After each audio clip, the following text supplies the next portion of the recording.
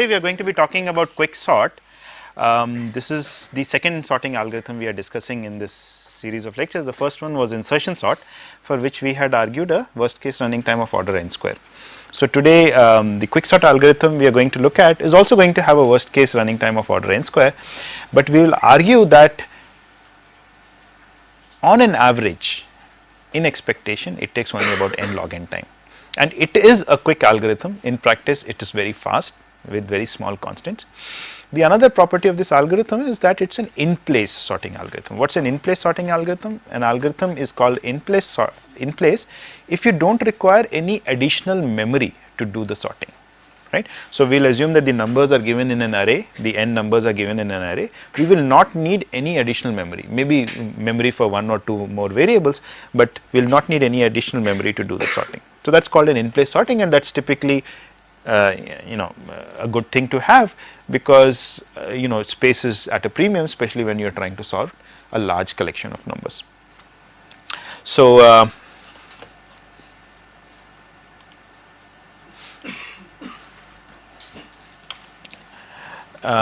this algorithm falls into a paradigm which is called a divide and conquer. Okay, I am not going to be saying too much about this at this point, because we are going to be seeing a lot of divide and conquer algorithms in the course, in this course. At a very high level, the idea behind divide and conquer is the following: that you are given a certain problem that you want to solve, you divide the problem up into two or more pieces, you solve the problem for those smaller pieces. Okay. So, that would be, so the divide step would be, in the case of quicksort, it would be that we will partition our array, we will take the array which stores the n numbers and partition it, break it up into two parts. One is we will call the lower part, the other we will call the higher part. The property of the lower and the higher part would be that every element in the lower part, every number in the lower part would be less than every number in the higher part. Okay. Now, how does this help us if we do such a partition? Well, if I sort the lower part now and I sort the higher part and I put all elements of the lower part first and follow it up with all elements of the higher part, then the entire thing is sorted, right. I have sorted the lower part, I have sorted the higher part, every element here is less than the element in the higher part, yeah. So, the entire thing is sorted. So, that is the combining part, and in this case it is trivial because nothing needs to be done, but quite often in a divide and conquer algorithm you have to do something to do the combine, and we will see examples of this later. So, we will go one step at a time. We will understand first how this partition is done. Okay. So, we will give a algorithm to do the partitioning, which will be a linear time procedure. So, the partitioning is done around what is called a pivot element.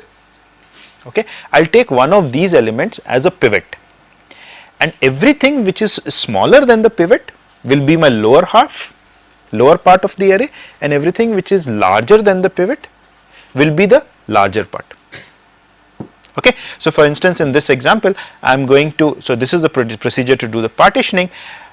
It takes as parameters the array A, and P comma R are the limits of the array, right. So, P here refers to this location and R refers to this location. This could be part of a larger array, yeah. So, this just says that partition the sub array from P to R, okay, and we will see what it will do at the end of the procedure, yeah. So, I am going to take AR would be this element X, I will put it into X, which means X is going to be my pivot element. Okay. So, X would contain 10, and now what is this doing? This is I is getting the value P minus 1. So, I is assigned to something before P. So, this is P and this is R, location. This location is R and this location is P, yeah, and I is getting P minus 1 and J is getting R plus 1. So, which means I and J are just before and after the end, the start and the end of the array, the sub array that we are interested in.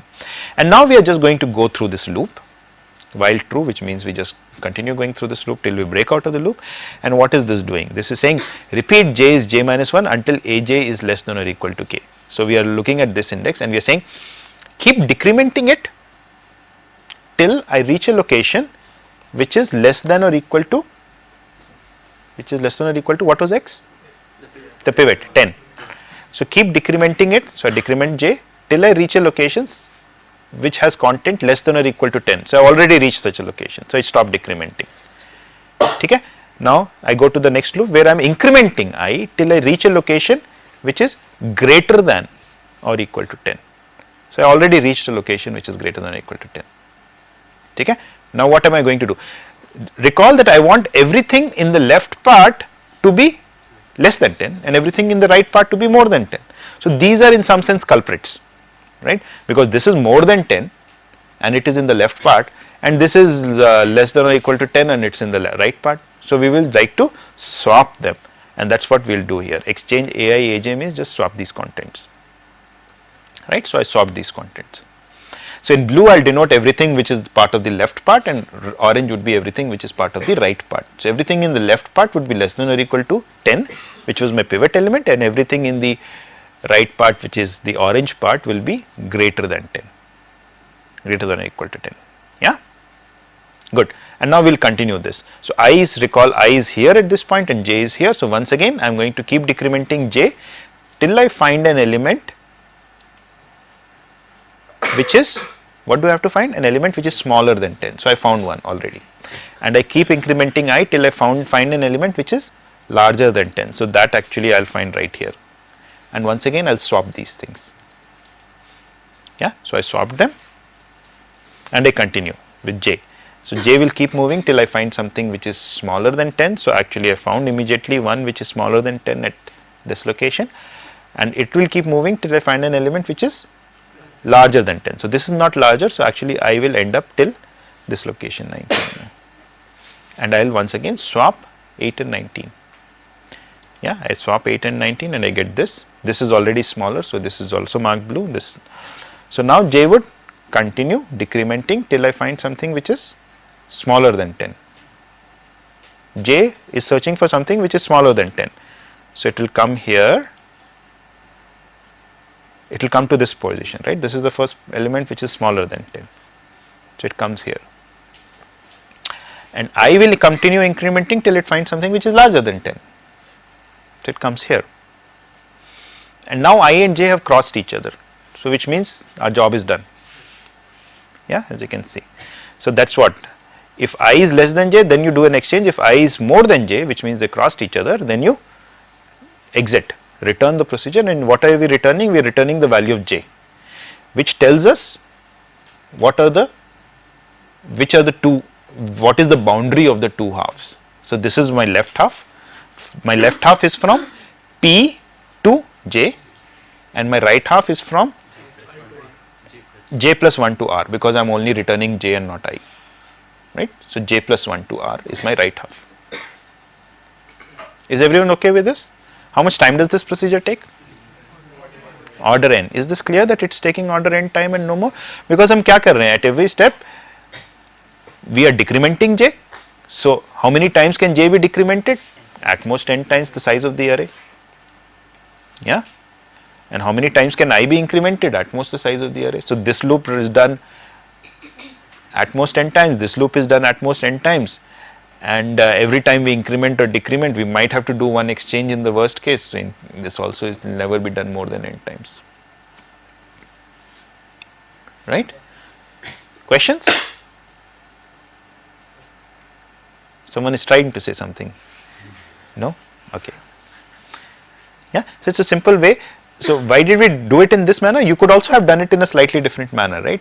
After all, we are taking the pivot and we are saying compare every element with the pivot and put everything which is smaller in the first few locations and everything which is larger in the next few locations, right? But if you try to do it some other way, you will require more memory. Yes, right? One way you could do is take one element at a time, put it in some other array, and then copy that array back into this place, right? That would be one way of doing it. But that will take more memory. So we wanted to do it in place, as in keep all the elements in this array, not take any additional memory space. Right? So we can do this partitioning in place, that is no additional memory, and in linear time. Yeah, the best possible. If we take divide while, that will be taking order n time, right? Yeah, okay. No, so I am saying let's look at this repeat until loop. Over all the while loops, let me just look at this one statement. Total number of times this is executed. Not in one run of in one iteration of the while loop, but all while loops put together. How many times is this statement executed? At most 10 times, because I can decrement it only at most 10 times. Sir, it may be possible that we are repeating that particular for each while, right? So isn't it possible that for every while we need to run it for n times? No, that's not possible. Yeah, because for a certain while, for a certain run of the while loop, for one particular run of the while loop, I might decrement it, let's say 3 times. Then for the next one, I might decrement it another 5 times, and so on and on. But the sum overall will not be more than n, because The sum should be at most the 10. sum would be less than n. That's all I'm interested in, right? The total number of times this step is executed, and this step is executed, and this is executed, and this is order n. Good. So this is now my complete quicksort algorithm. I did my partitioning, right? So I have to do quicksort on, let's say, this array, right? Array A between limits p and r, right? So when I do the initial call for quicksort, I'll do 1 to length of A, whatever is the length of A, right? So I'm in general, this would be the thing. So p to r. Now I need to do it only if p is less than r. If p equals r, then there is nothing to be done, or if p is more than r, then again it does not make any sense. So if p is less than r, then I do something. What do? I first find the partition of this part, p to r, right? I invoke the previous procedure. A p comma r, what does it do? It rearranges the part of the array between p and r such that everything which is less than the pivot is in the initial part of the subarray, and everything that is more than the pivot is in the later part of the subarray. And what does it return? It returns the demarcating line, so to say, right? So that the lower half is going from p to q, and the upper half or the larger half is going from q plus 1 to r. So now I need to sort the lower half and the upper half separately. So I recursively invoke quicksort on the lower half, which is going from p to q, and on the larger half, which is going from q plus 1 to r. So what does while true mean? While true just means just keep doing the while loop forever, right? You are asking about the previous. We have to stop with something. When do you stop? When does this while loop stop? It will never. It stops when you return out of this. It's like an exit out of the while loop, like a break statement. You come across break statements, right? So when this condition is met, that I is more than j, then you will come to return j and go out of this entire partition procedure itself, right? So which means you also go out of the while loop. You said that it is a in-place sorting algorithm, Yes. but here we are calling recursive, making recursive calls. Right. Won't that cause the space to be piled up? The initial calls will be piled up in the. So would it take space on the? It will take, okay, so when we call this recursively, yeah, when we call quicksort this recursively, so note that I don't have to copy the array A, right? It's the same array that keeps getting used, yeah. The only thing that would perhaps, we might have to create more copies of the variables. Actually, we would only be creating additional copies of these parameters that we are passing, right? But and that is space that is created on the stack. Okay, so yeah, so we are ignoring this. You are right, but we are not, taking any additional memory for the elements that we have. They are all sitting in a single array. Sir, in quicksort, isn't the partitioning done about any random number rather than a fixed number? We are coming to all of that. Right? What element should we partition around? What should be our pivot element? We'll come to that in a minute. But everyone understands quicksort? You took a pivot element, you partitioned the array around that pivot element, and you said, okay, let me sort this left half, let me sort this right half, and then I'm done. Right? And how do you solve the left and right half? Repeatedly by the same procedure. right? And since we have a notion of a left half and a right half, therefore we need to write a quicksort procedure in this manner, right? Because this will specify the limits of the subarray that you are sorting, P comma R. Yeah. Okay, good. Okay, so let's now try and analyze how much time does quicksort take. We have only seen that the partition procedure takes order n time, linear time, but we don't know how much time quicksort takes. So the time taken by quicksort will depend upon how the split is happening. What do we mean by that? How many elements end up in the left half and how many elements, I should not say left half, but left part, right? So how many elements end up in the left part and how many elements end up in the right part? Yeah, that's what we should find out, and that will determine how much time quicksort is taking, and let's see why. So if at every point, suppose the following was happening, right, that every point we actually were dividing the array up into two equal halves, yeah, which means I started off with n elements, this here, right, and मैंने इस तरह से pivot pick किया somehow, or lucky I was, or whatever it was, my pivot was such that it was the median, let's say, which means that half the elements were less, half were more, so half elements ended up in the left half and half elements ended up in the right part. Then when I did a quick sort on this, again I was lucky, right, again I picked a pivot such that it divided the thing up into two parts. And when I did my quick sort on this, again I was lucky, it happened that this divided it up into two parts, equal parts, and so on and on. So suppose I was lucky at every step, so then how much time am I taking? Right, let's see, how much time did I take to divide this array up into two parts, n by 2 and n by 2? N time, the size of this array. Yes? We saw the partition procedure took n time, order n time. How much time did I take to divide this array of size n by 2 into two parts, n by 4 and n by 4? N by 2. N by 2 here and n by 2 here, so that it becomes n. Then to divide this up into two parts, n by 8 and n by 8, I again took n by 4 here, n by 4 here, n by 4 here and n by 4 here, so that's also n. So in effect, in each level of this tree that I have drawn in this manner, I am taking order n time, yeah, to do the partition. And how many levels are there in this tree of mine? Log n, because eventually you will end up with one and there would be log n such levels, right. So the total time taken is order n log n if I am lucky, but I am not lucky, I am Naveen, right, which means that so in this, sir, we are using the fact that the partitioning takes big theta of n, sir. So, but we only concluded that it takes big O of n type. Can you also, so why did I write theta of n and not O of n? Who can tell me? Can you also say that the partition will take at least, or at least omega n time, will take at least n time? Yes? Because when did we say we would stop? When our I and j would interchange? So I has to go at least till some part and j has to go, so the total number of times I will increase I or decrease j is at least n, right? The total number of times I will increase I, I'm not saying that number of times I will increase I is at least half, I'm not n by 2, maybe I increased I only n by 4 times, but then it means I decreased j at least 3n by 4 times. So the sum is at least n.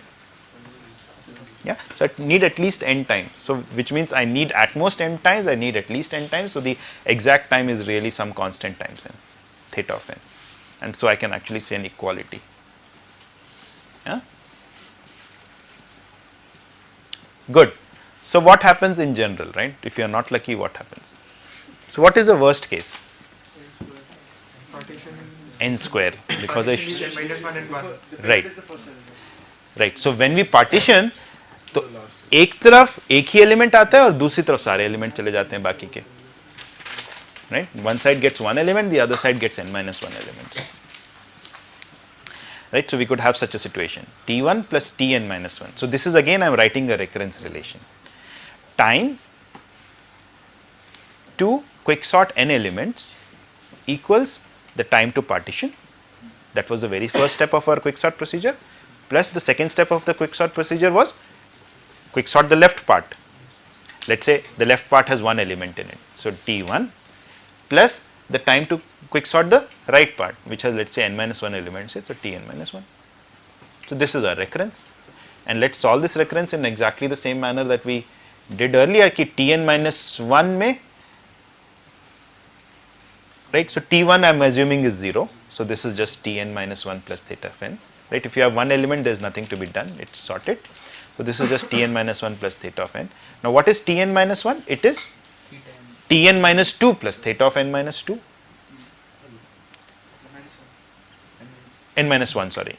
So, Tn minus 2 plus theta of n minus 1, and Tn minus 2 is Tn minus 3 plus theta of n minus 2, and so on and on. So, it essentially becomes theta of k, k going from 1 through n. Yeah? Not clear? No? Chaliye, let us make it clear. What is this? Okay. So, what all I am saying here is this is then equal to T of n minus 2 plus theta of n minus 1 plus theta of n, which is T n minus 3 plus theta of n minus 2 plus this term, which is equal to T n minus 4 plus theta of n minus 3 plus this entire thing, and so on and on. So, that is all you will get, right. So, this is what you get, which is basically theta of n squared. Yeah, n squared, k going from 1 through n, sum of k is just n squared, and so you get theta of n squared. Right. If this theta is bothering you, just replace it by c, some constant times n. Okay. Is this clear to everyone? So, this would be the worst case, right. So, the best case is when you do a half and half split, and the worst case is when you know it is a very skewed slip split.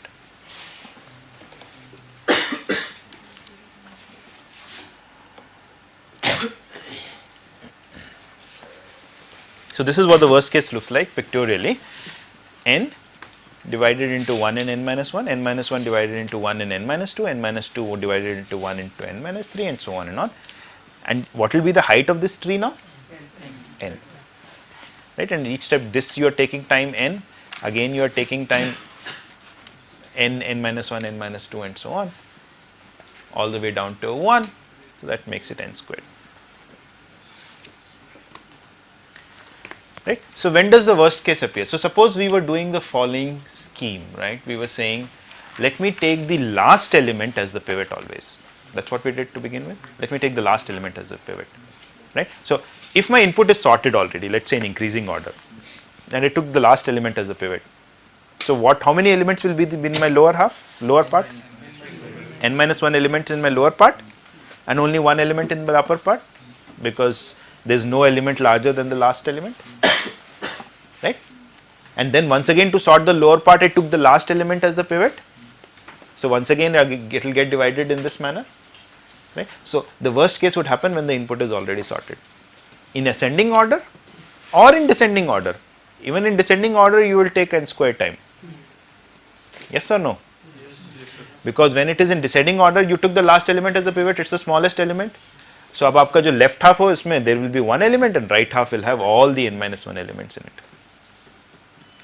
Yeah, and you will keep doing this, and this is what will happen. Right. Similar kind of a thing happened in insertion sort, if you remember. Insertion sort mein we said the worst case would happen when it is in descending order, right. Because if you recall, in insertion sort we were taking an element and figuring out the best place to put that element, and we would go from the end to find the best place. So, if it is sorted in decreasing order, then the best place is always the front of the array. So, you will have to go all the way to the front of the array at every step, right.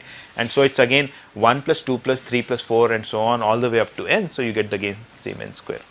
But in insertion sort, if the array was sorted in increasing order, then how much time do you take?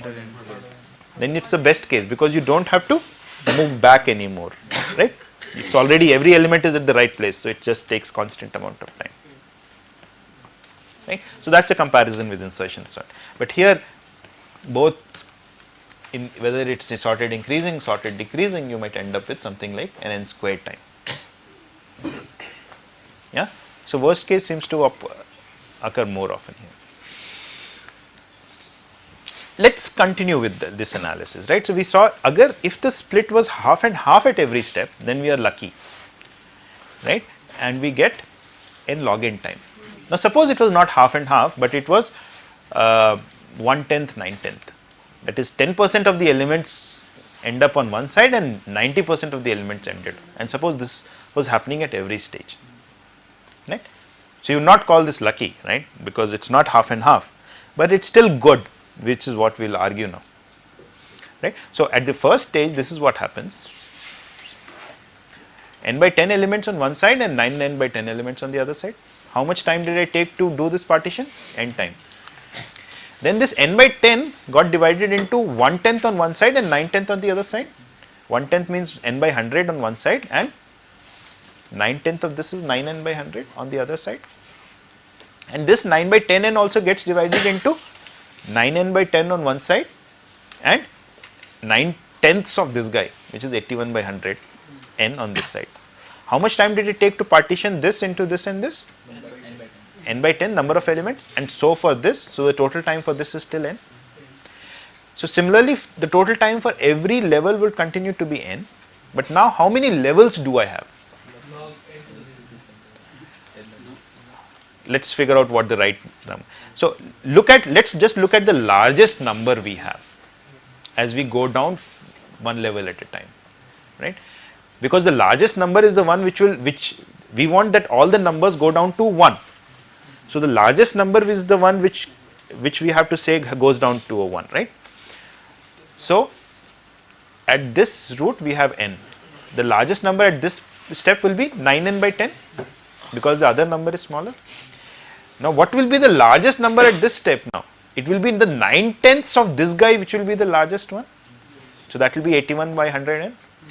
The largest at the next step would be the 9/10 of this guy.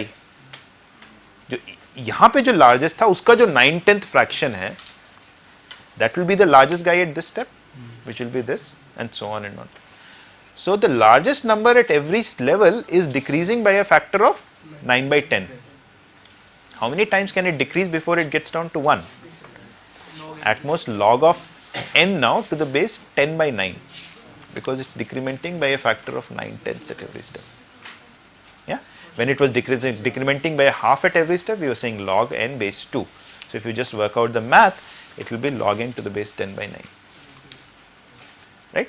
Which is order log n. It's just some constant, it's a different constant times log n now. So once again, the height is order log n. And so the total time taken is order n log n, because at each level we are taking a total time of n, and number of levels आपके log n. Yes? So won't the left be finished before the right? Yeah, but so what? Even better, right? This is, we are only providing an upper bound. Yeah? Okay, so even if the split was in this strange manner, 1/10 and 9/10, or any constant fraction, there was nothing sacrosanct about 1/10, 9/10. I could have said 1/37 and what? 36 by 37, right? Even that is okay, no problem. Even then we will be able to argue log n. Yes? There is nothing spectacular or special about 1 by 10. Right? The important thing is, we are saying a constant fraction of the numbers go on one side. A constant fraction of the numbers go on one side. We can't afford to say only one number goes on one side. That becomes bad for us. When only one number goes on one side or only two numbers go on one side, then we will end up taking n square time.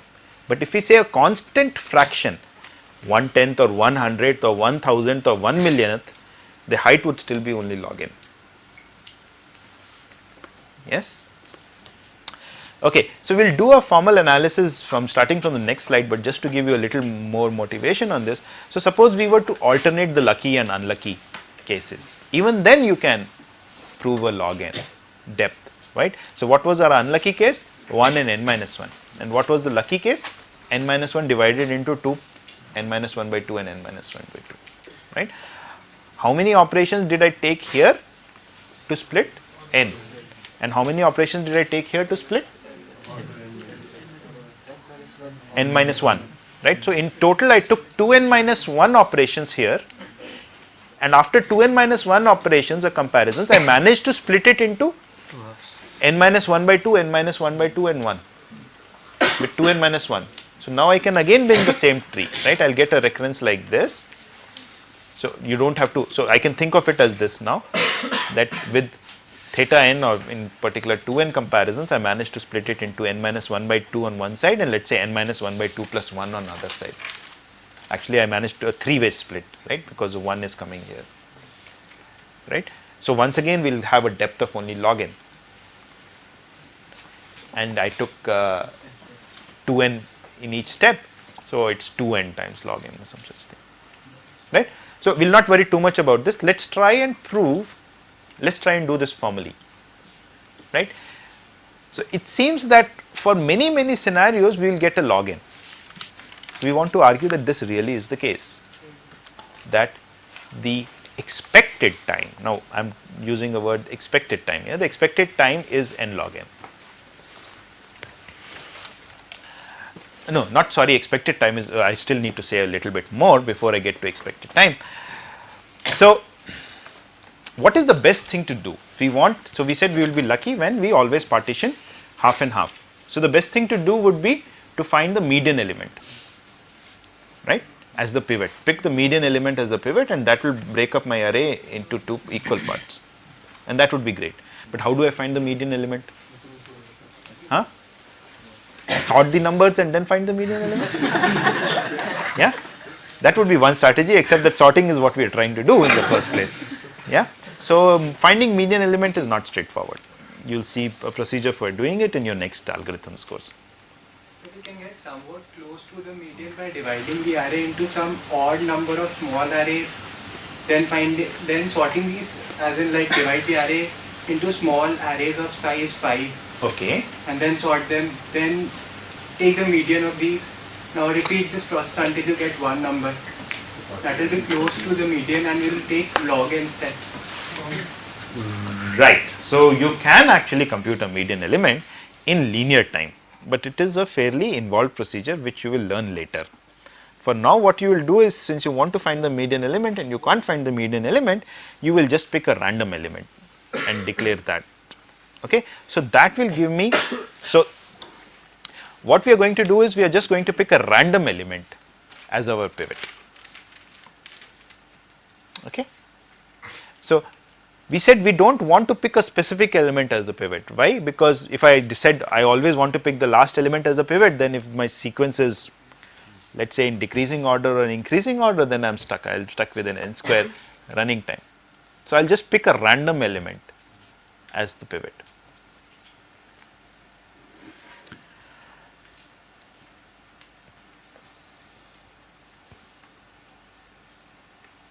Okay.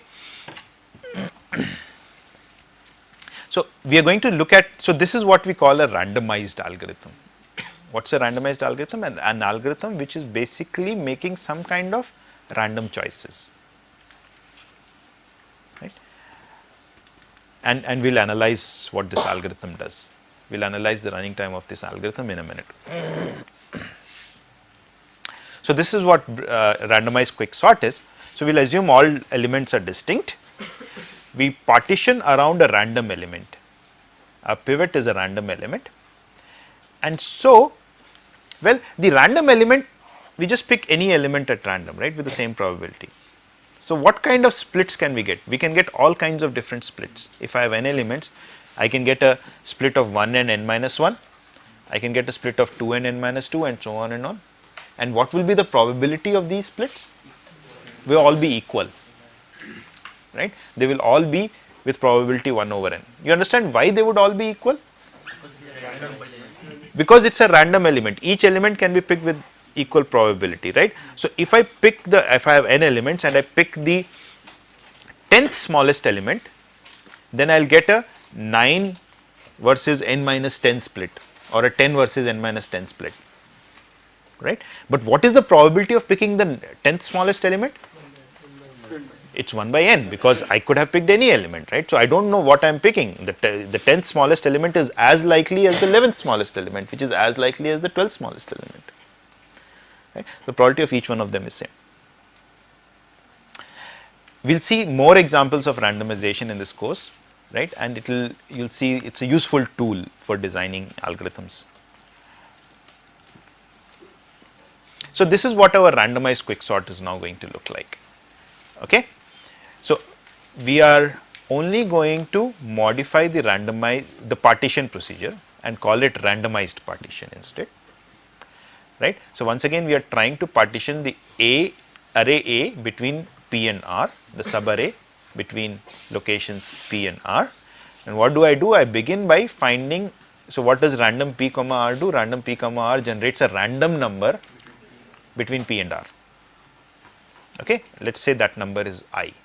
Between P and R means including P and R. Let us say that number is I, and now we are just going to exchange I and the last element. Why am I doing this? Because this partition procedure, if you recall, was taking the last element as a pivot. Now, I want to put my pivot at the last location, so I just exchange this, I just exchange the pivot element with the last location, and then I call my partition procedure, the same partition procedure as before. So, this becomes my randomized partition procedure. And what does quicksort do now? Randomized quicksort, it just, instead of calling partition, it calls randomized partition. The rest is the same. Yeah. So, you understand what it is. So, since our choice of pivot is crucial and we do not know really how to choose the pivot, we just pick a random element as the pivot and let. Even if we partition it around the last element, Yeah. so it would still be a random choice. No, it would not be a random choice. Okay, so what is the difference between a random choice here? So, here is a very good question. He says, if I partition it around the last element, why is that not a random choice? That is not a random choice, because if I give you a specific input, which is, let us say, increasing order, then on that input you are going to take n square time, right, if we partition around the last element. Now, in randomized quicksort, we are not partitioning around the last element, we are picking a random element to partition. Now, when I pick a random element to partition, then given the same sorted sequence as input, you are not going to take n square time. In fact, how much time are you going to take? Huh? We do not know how much time we are going to take. Yeah, that is the interesting thing. Why do not we know how much time we are going to take? We do not know what the pivots are going to be. They are randomly selected, right. So, it might happen that today you run the algorithm and it takes some time, and tomorrow you run the same algorithm and it takes a different time. Yeah, yes or no? Because it depends upon what random numbers were selected. And those random numbers selected decide the pivot, and the pivot, as you have seen, is crucial in deciding how much time we are taking, because if that pivot was a nice one which was splitting the things roughly evenly, then it is going to take less time, and if the pivots were turning out to be bad ones, fairly skewed, then they are going to take more time. Yeah. So, we are going to see all of that. So, now, so if we do not know how much time the algorithm is going to take, and it is going to take some time today and some time tomorrow, then what do we analyze? What is it that we can say? The average time, right, or expected, what is also called the expected time, right. So, average over what are we doing now? What is the average we are doing over? Overall possible input, the time taken over all possible inputs. So, are we averaging over all possible inputs? All Or over all possible what? Sequence of random numbers generated, right, in some sense. So, the way to think of it is, fix an input, we are not going to change the input, we will run the algorithm today and tomorrow and day after and so on till the end of this course, right, and then we are going to compute the time and take the average, and that will be our expected time for sorting that specific input sequence. Yeah, okay. So let Tn denote the expected number of comparisons required by quick sort, right? Tn, so again, so Tn is a function of n. The time required, the number of comparisons required to sort n numbers will depend upon how many numbers you have, depend upon it. Now let's recall what quicksort does. Quicksort first partitions. If it has to partition n numbers, no matter what the pivot is, it's always going to require the same number of comparisons. It's always going to require no more than n minus 1 comparisons, right? Because you can think of the partition process as every number is compared against the pivot. Yes, every number is compared once against the pivot, and then all those that are less than the pivot are put on one side, all those that are more than the pivot are put on the other side. So we always require n minus 1 comparisons. Every number has to be compared against the pivot, right? Because we otherwise will not be able to decide whether it goes on the left side or the right side. So this is the part which is the partition, right?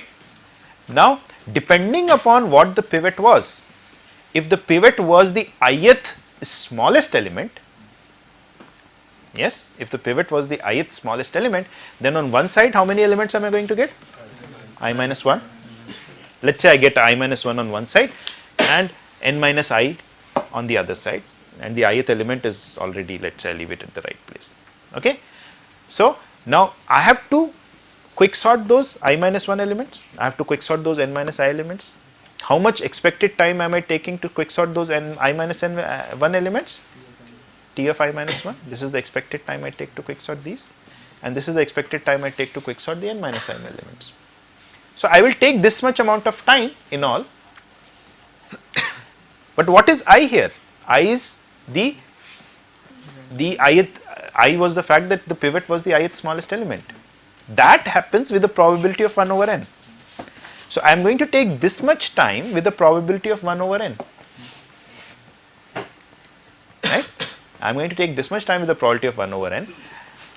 I am going to take time t 7 minus 1 plus t n minus 7 plus n minus 1 with the probability of 1 over n. I am going to take time t 13 minus 1 plus t n minus 13 plus n minus 1 again with the probability of 1 over n, and so on and on, right? So the expected time taken is basically then this sum, right? This quantity summed over all choices of, so I have replaced the I by a j here, so the I, this I is the same as this j here, and each one of them is being picked with the probability of 1 over n. Right? This is how you compute expectation. Expectation, so for instance, just to give you an example, those who are forgetting your expectations, I roll a dice. What is the expected value I see? How does one compute this? Each of the outcomes are equally likely, each occurs with a probability of 1 over 6. So I see 1 over 1 with a probability of 1 over 6. 2 with a probability of 1 over 6, 3 with a probability of 1 over 6, all of that. So the expectation is 1 over 6 times 1 plus 1 over 6 times 2 plus 1 over 6 times 3 and so on and on, right? Whatever value that you get, that's the expected value you would see. Yeah? Everyone with me on this? Some doubt? What should I repeat? What did I just say? Anyone? What did I just say? Throw a dice, right? Throw a dice. So what are the possible values you get? 1, 2, 3, 4, 5, 6. Each appears, it's an unloaded dice, so each appears with the same probability. Yeah? Okay. Now what is the expected value? What is the expected value? So expectation is defined as, so what is the random variable? The random variable is the number that comes. So the random variable is the number on the dice.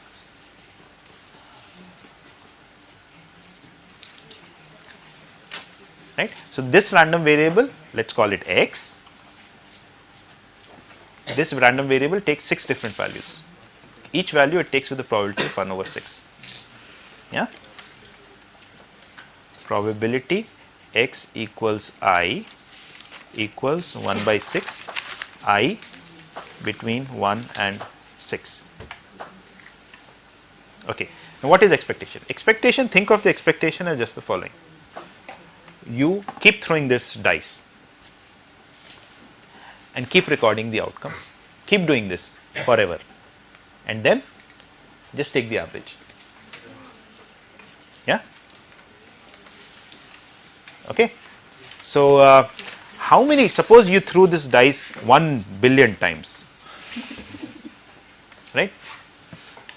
Now, how many times are you going to see a 1? 1 billion by 6 times, right? This is what probability means, the probability that it is 1 by 6, right? That if you do the experiment sufficiently many times, then this fraction of the times you are going to see this particular outcome. Itne times you see a 1, so itne times your outcome was a 1. If I am looking at the sum of the outcomes, this will be one sum. How many times do you see a 2? How many times do you see a 3? And so on, right? So, let me just complete this.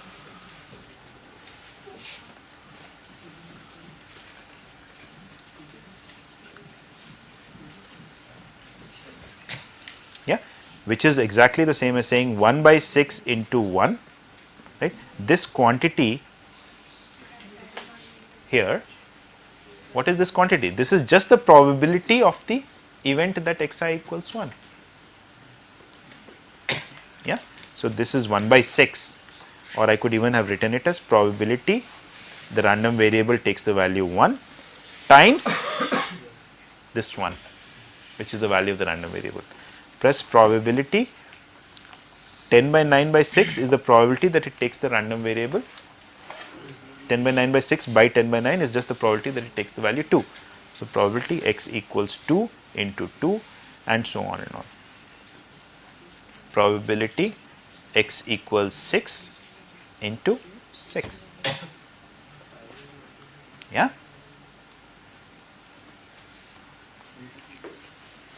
So, that is what expectation is. So, one way of thinking of expectation is that if a certain random variable is taking a set of discrete values, then you just compute the value of the probability with which it takes the value times the value summed over all the possible choices is the expectation of the random variable.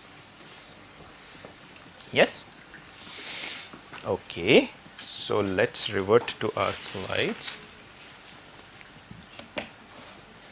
Yeah.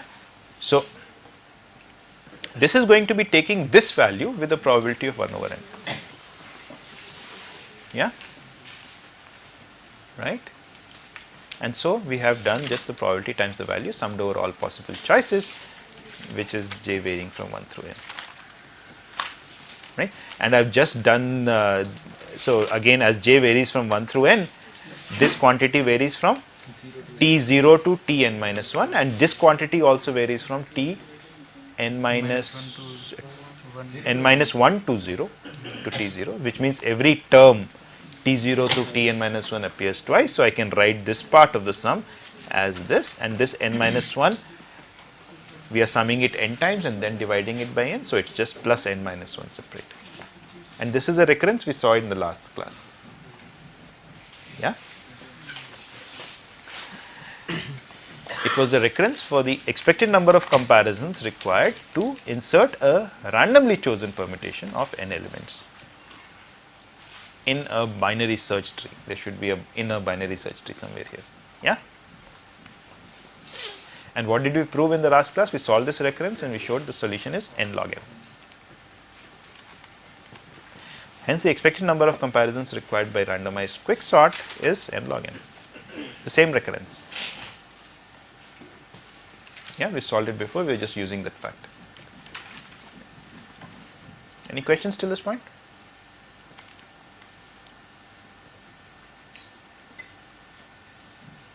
Yeah, so this is the analysis which we did, and good. So, this is the expected number of comparisons required by quicksort. So, let us quickly summarize what is the time taken by quicksort. Worst case time we said was n square, best case time was n log n. We didn't prove it formally why it should be n log n and why it can't be less, but intuitively you can understand that the best thing happens when the two are roughly equal, right? And then we argued that it will take n log n, right? And the expected is once again n log n. And this behavior is similar to what we also saw in the last class. Yeah, when I'm trying to insert n elements into a binary search tree, right? What is the worst case time? N square. It happens when my sequence is sorted. What is the best case time? N log n, again there.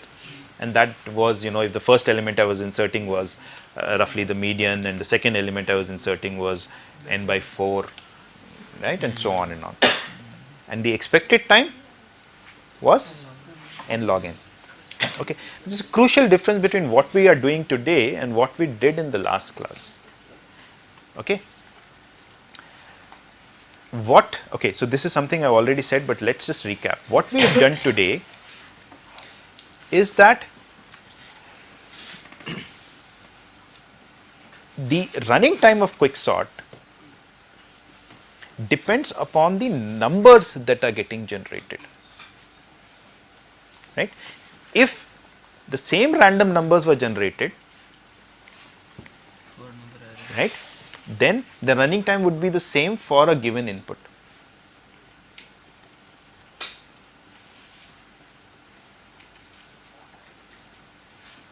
Okay.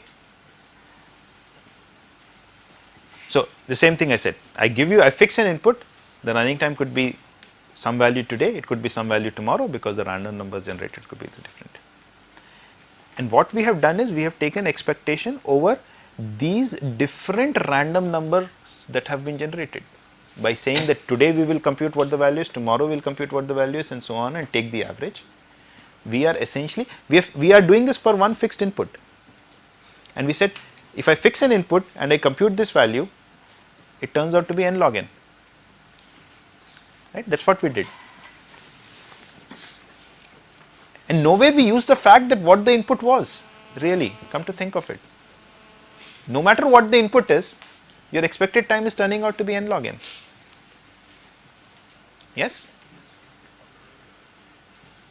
Yeah? So somehow, this is actually what some of the slides were also saying before. When we said we would take a specific element as the pivot, let's say the last element as the pivot, we saw that the running time would depend upon what input was given to us. If the input was sorted, we would take n square time, but if the input was such that the last element was the median element, then once again we would get this half and half split, and so on and on. So you could, if I had taken a specific element as the pivot always, then my running time would depend upon what the input sequence was, what the input order was. But I got around that somehow, right? I said, let me randomly pick my pivot element, and now what has happened? The running time doesn't really depend upon what my input is. It depends upon what the random number choice is, which in expectation will give me a running time of only n log n. What specific advantage does it provide? Because whatever we are doing, we are not bothered. When we are making an algorithm, we are not bothered about what inputs are going to be, and or that we don't know what inputs are there to be. So how does this make things better? We don't take any fixed element as a pivot. We don't. The input does not. The algorithm time is independent of the input. The algorithm time is independent upon the input. How does no? So what we are trying to say here is that when we say it's independent upon of the input, we are saying that no matter what input the adversary gives us, right? You are trying to maybe beat my algorithm. You want my algorithm to take as much time as possible. So the point here is that you cannot come up with any such sequence, right? No matter what sequence you come up, what sequence of numbers you come up, my algorithm will take a time which in expectation is n log n, which quite often will turn out to be n log n. But in practice, what we are going to do, we are making an algorithm to work somewhere. Yeah. So there, nobody is going to beat our algorithm. We have to make an algorithm that works with it. Right. So there may be a case कि one particular kind of inputs may be more probable. Right. So, but if we look at from this point of view that we want to make it independent of the input, right, then this kind we are making it random. So it may turn out that for that kind of inputs. Right. So if we knew what kind of inputs we were getting, then perhaps it makes sense to design the algorithm for those kind of inputs. Right. But this is not what we are doing here, because we are not designing the algorithm for a specific input sequence or specific kinds of input. We are saying we want to be able to consider all possible inputs, and in doing that we want an algorithm which really does not depend upon what the input is. Its behavior is independent of that. Okay. Now what did we do in the last class for binary search tree? And I want to make this difference very clear, and this is the last slide, so just listen carefully on this one. For the binary search tree, we were doing an average over what? So we said take a particular input sequence and it is going to take a specific amount of time. Whether you run it today or you run it tomorrow, it's going to take the same amount of time. That was not a randomized algorithm. It was a very specific algorithm. There were no random choices being made. It would take the same amount of time no matter when you run it. But if I took a different input sequence, it would take a different amount of time. And if I took a third input sequence, it would take a third different amount of time, and so on and on. And there what we were doing was, we said let's take the average over all input sequences, over all possible n factorial different permutations. Right? We took the average over all of them and then we got n log n. Right? You understand the difference? The recurrence is the same, but there is a vast difference between these two things that we've done. One was what we call an average case analysis. Right? We looked at all possible inputs that can be there of numbers 1 through n. There are n factorial different permutations, so there are n factorial different inputs possible. We looked at all of them, we computed the time taken by the algorithm for each one of those inputs and took the average. Right? Today on the other hand, ours was a randomized algorithm. Our algorithm was taking different times depending upon what the random numbers were. And today we were taking the average over the random numbers that were getting generated and not over the inputs. The input was fixed. Okay? So with that I am going to end today's lecture. So we saw quicksort and we did the expected time analysis for randomized quicksort.